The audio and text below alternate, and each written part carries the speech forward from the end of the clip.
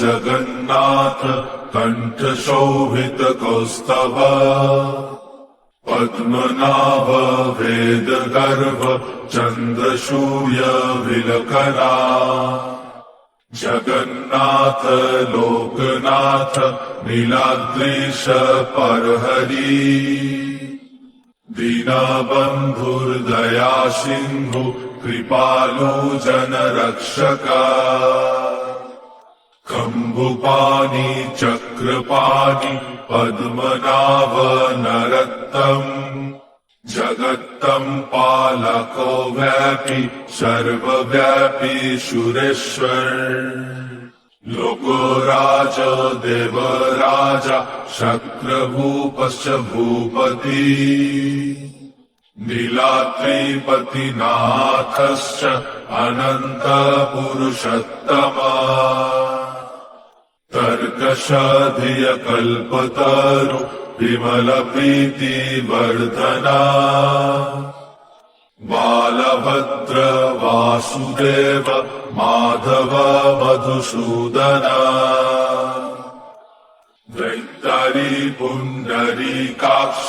वनमाली बलप्रिया ब्रह्मा विष्णु वृषनिभांश मुरारी कृष्ण केशव श्रीराम सच्चिदानंद गोविंद परमेश्वर विष्णुर्जिष्णु महाविष्णु प्रभाविष्णु महेश्वर लोकाकर्ता जगन्नाथ माहीकर्ता महायशा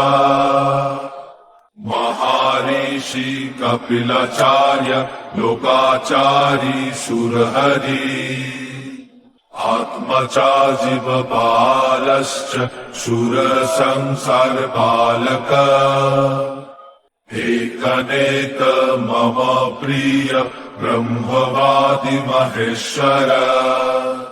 द्विभुजश्च चतुर्बाहु शतबाहु सहस्र पद्मपत्र विशालाक्ष पद्मगर्भ परहरि कथयामि सहस्राणि नमानि तव च आनघ कथयामि सहस्राणि नमानि तव च आनघ नमानि तव च आनघ नमानि तव च आनघ।